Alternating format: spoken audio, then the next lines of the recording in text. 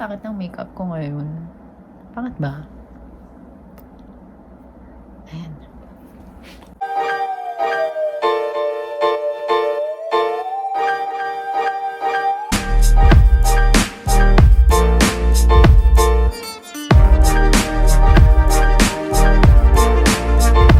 Hi! So welcome back to my channel, and this is another series of story time.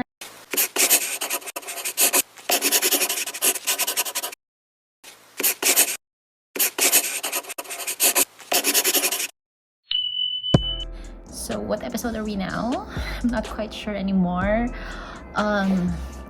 If you've made it this far, I want to thank you for bearing with me for all my scriptless vlogs like this. So thank you so much for listening to all my story. I discussed in the last episodes about my previous job experiences. So let's fast forward to, kasi usually highlights lang naman yung sinishare ko sa story time, diba? So let's fast forward to the pre-pandemic period. Since the last time you heard, I was okay na. I was starting to be stable and nagkakapera na. Hindi na namumulube, but you never know. Aside from working, kasi people usually assume na I'm only either working or partying. Because that's the only post that I have. It's either I'm working or I'm partying. Well, technically, I was, yeah, because I didn't have any hobbies before, or aside from vlog. In my defense, after work kasi before, I really don't know what to do anymore. I finish late at night. What will I do? Like, of course, isa lang naman pwede kong puntahan. I party. People have been asking, wondering, and siguro yung iba nandidiri na sa akin or mocking me. Because I've been like non-stop partying. Well, that's what you thought. But of course, there was these weekends na talagang sunod-sunod ako pa-party. And I wouldn't deny the fact that I was really a party girl before. But it came to the point na talagang nakakapagod na. Talagang mapapagod kayo. Who can relate here? Mga previous party girls na became tita like me. Hello, kaway-kaway ka dyan. My first drink was technically when I was young because my dad, example, when he drinks beer, he sometimes gives me a little bit. So, natitikman ko na siya. But I don't like it. Natikman ko rin siya before college. When, I think it was Ate Blue who invited me in her party, and then that was my first hard drink. That was gin eh. So, I really don't like it too. So, hindi talaga ako umiinom. Even college, my classmates would go would party and all, but I never had experience like that, so I'd never drink.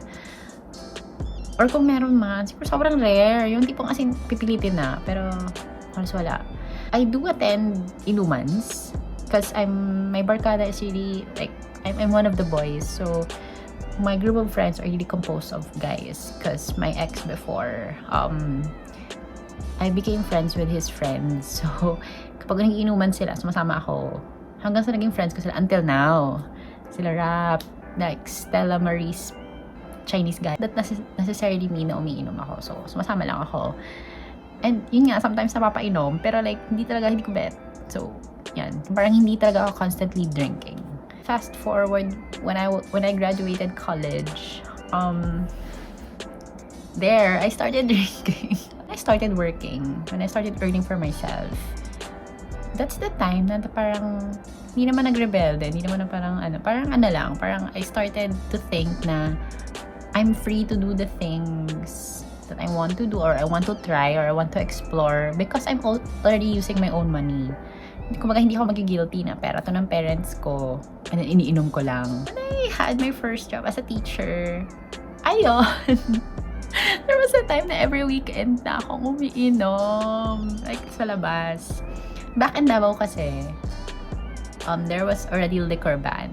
So, Duterte kami, diba? So, yung inuman namin hanggang 12 lang yung cut off. So, pag uminom kami sa labas, the waiter would usually roam around and ask the guests around 12 midnight na last order na po, sir, may gusto pa ba tayo? But you can stay naman, but you cannot order anymore beyond 1 a.m. So that's the rule in Davao. What's the point of staying when ano lang yung alak mo limited? Kasi last order na. My favorite spot, or I considered my baby steps in Davao because it's really where I started drinking. Parang yun talaga yung place na it's really memorable to me. I think most of the Davaoenos will know about this. It's Brewery. Actually, there's Brewery here in Manila, but Brewery is originally from Davao. There's 2 branches there. And ayun, every weekend ako doon. Because of the crowd, kasi yung crowd, mostly mga schoolmates ko, mga kilala ko, hindi yung tipong scary crowd. Isa ako sa mga binansagan ng brewery na parang every weekend attendance. So, isa ako sa mga people na hindi mawala sa brewery every weekend. When I arrived here in Manila, I'm already drinking. It's not anymore new to me. Hindi siya yung tipong, hindi ba ma-influensya na kung uminom, hindi. Umiinom na ako sa Davao. But, grabe ang party dito, mahal. Yun ang masasabi ko. You know, I started drinking with strangers. Something that I don't wanna do when I was in Davao. And I don't wanna do anymore now. When I arrived here, there's this Facebook group called Neverland Manila Ravers. I'm not sure if some of you are familiar, but I'm a member of that group for some reason that I don't know. So, may mga yaya yun every weekend. Like, guys, we'll be in, like, Urban this weekend or we'll be in Aracama, mga ganon. So, ako, bilang wala pa akong friends here in Manila, or kung meron man hindi umiinom, gumagawa ako. Tapos, like, kagka-comment ako doon, like, G, sama ako, like, kita tayo. Meron din mga, it's like a community kasi of ravers, of party goers. So even when I attend raves before, wala kasi yung kasama. So there was even one time na I remember going, what rave was that? I think that's Smart Ultra. It was sponsored to me naman by Smart. And I didn't have anyone to invite to. So, paano ba to?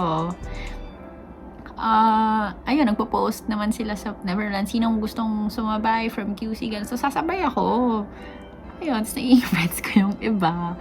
Tapos minsan, like, it's really a community. Kasi, ang gagawin namin before raving, like sa MOA, example mo, it's in MOA concert grounds. We will have like a, ba tawag, pre-game in the parking lot. So, kanya-kanya yan. May mga sasakyan, may mga drinks. And ako, join ako in a crowd. I get to meet people there. And sila na rin yung kasama ko papasok.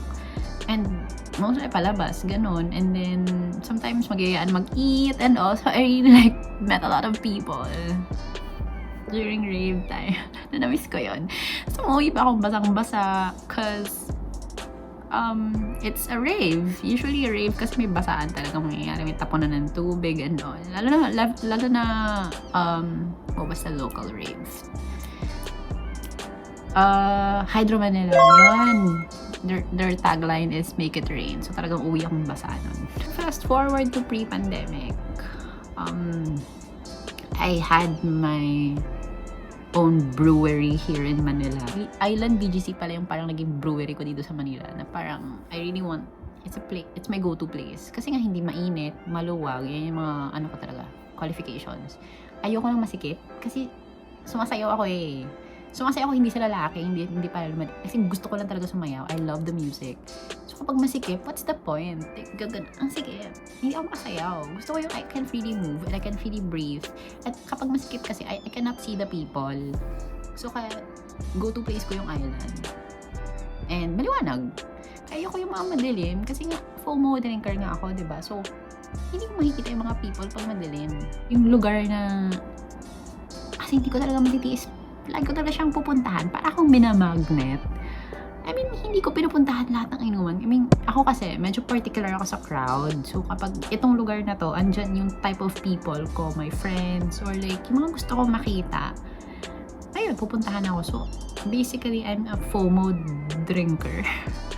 Hindi talaga ako like super alcoholic. Hindi naman ako umiinom para maglande. Hindi ako umiinom para maglasing. Umiinom ako kasi I want to see people. Ganun. So, I'm a social drinker. Yun pala, hindi FOMO drinker. Pero parang ganun na rin. So, for teachers, you can open schedules on Sunday. Talagang mafu-fully book yan. So, ako, I'll open like around 6 a.m. Diba? Gahaman sa pera yon. Hanggang 12. Tapos yung minsan, maglalagay lang ako dyan ng mga 2 hours or 3 hours break sa hapon. Tapos idlip ako, ganun. Tapos, girl, I didn't know where I get my energy when I was 22, 23. On Saturday night, we will go out, party. Syempre, hanggang umaga na yun, like around 4 a.m., 5 a.m. Tapos idlip lang ako sa bahay. Or minsan wala na, diretso na. Pag late na ako, diretso ng work, diretso ng office to teach. They will always say, Saturday night, ang ganda-ganda ko daw, like, kaayos. But sa office, wala na, parang haggard na. Naka-t-shirt na lang daw ako. I was actually drinking with Aya. Aya naman, my housemate.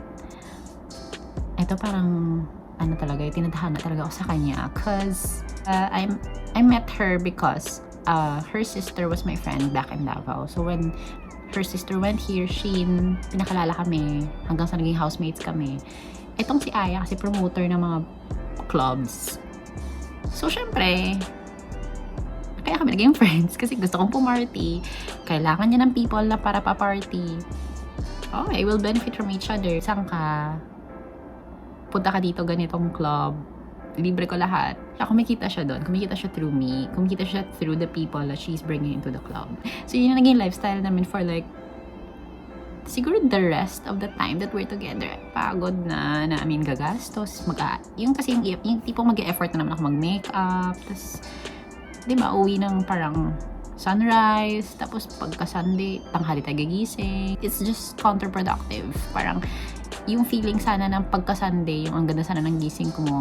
Tapos, ang dami mo sanang pwede magawa. Pero dahil, hindi naman hangover, pero like, galing ka inuman kagabi, so late ka na gumising. So, ang tamad mo. Yung napagod ako. Pero, since FOMO drinker ako, ito naman si Aya, alam na alam yung style. So, she would usually go out, even by herself, our other friends, na niyaya niya, like, including Eda, Tony. Kasi ko, kayo na lang. Okay na ako, tulog na. Punta na yun sila Eda sa condo. Kung ito na, may mga plano na naman to. Kasi nagsidatingan na yun sila Saturday night sa condo. Doon na yun magbibihis sila Tony. After dinner, nagtataka ako bakit natutulog si Aya. Tapos sabi ko, ay, salamat, din siya lalabas. So, after mga 10 p.m., tutulog na rin ako. Pero like siya, mag-a-alarm siya ng mga 11, maliligo. Then magme-makeup na siya, sis. Ako tutulog ako niyan pag pipikit na ako para hindi niya na ako gisingin. Tapos, ayun na, alam mo, minsan hindi na lang mapiyat, tulog talaga ako, may grab na and all. Pero in fairness naman kasi sa akin, mapot ako sa point na marupok ako. Kahit may grab na, kaya kong magbihis ng, in what, 10 to 15 minutes. Ganon naman ako kabilis magbihis at mag-ayos. Ayoko lang talaga mag-effort. Pero mabilis talaga ako mag-ayos. Sila kasi, as in, hindi ko alam bakit 2 hours or what. Pero ako, tipong nakabisa sila, babe, may grab na. Sige na, andun si ganito. Okay, sige, peace na lang ako. Tapos okay na, may magic, andun na ako. So, ayun na, nauna na sila and all our friends. Si Aya, syempre, bigla siyang tatawag sa akin yung mga 2 a.m., 3 a.m. Style niya to eh. Tatawag siya sa akin. Like, andito si ganito. Yung mga taong gusto kong makita. Especially yung mga crush ko. So, andito si ganito. Siyempre, ate mong girl, bihis ka agad. Ganun. Kahit tulog, galing ako tulog. Plansya agad ng buhok. Kasi in less than 30 minutes, ando na ako. Kasi mag-aangkas ako niyan. Naka-backless ako. Minsan naka-boots. Pero go, mag-aangkas ako. Angkas is life kasi ang bilis. Siyempre, mura. So, make sure ko na naka-shorts ako. Pang 2 a.m., siyempre, ando na sila. Makikita na nila yung crowd. Eh, bilang ako, ayoko na nga lumabas kung hindi lang ko lang kabuluhan. So, uy, andito si ganito yung mga tipong long time hindi ko na nakikita, mga ganyan, or mga tipong person or people na hindi mo ma-imagine mag-party. Syempre, bilang FOMO ako, parang, oh my God, I need to be there. So, book ako agad. That was our lifestyle for the last 4 years before pandemic, or like 3 years. Up until we discovered talaga. We're suddenly into UAP. I was actually watching basketball na when I was in college. Coming from a mass comm student, kaunti lang kasi yung guys namin. Puro girls or bakla. So, kapag nag-i-intrams or sports fest, whatever, talo talaga kami lagi. So, parang naging frustration ko siya na manood sa ibang division, sa ibang ano, kasi kung wala kaming ganun. So, nanonood ako ng ibang colleges, like business courses, nag-cheer ako sa kanila. Kasi nga, kulelat yung ano namin, yung division. So, parang random day na nagyaya si Aya na, why don't we watch UAP? Sabi ko, ay, why not? It's finally like our first daytime hobby. Kasi we're only working or partying eh. So, para kaming mga aswang. Alam mo yun, I never even see my friends in daylight. So, this UAP is like our first hobby na nagagawa namin na without, hindi siya masama sa katawan. Kumbaga, parang normal na tao. First ever game na pinanood namin is Lasal, kasi Lasal yung crush niya. True enough, pag nanood ka nga naman ng one game, it's like a domino effect already. Because it's a series eh. So, syempre, abangan mo, sino kaya yung next mga kalaban nito? Manatalo kaya sila? Nanalo kaya sila? So, hanggang sa inabangan na namin yung mga next series, hanggang umabot kami 3 seasons na nanonood, hanggang sa naging friend na namin yung players. Anong nangyayari? Bakit umabot sa gano'n?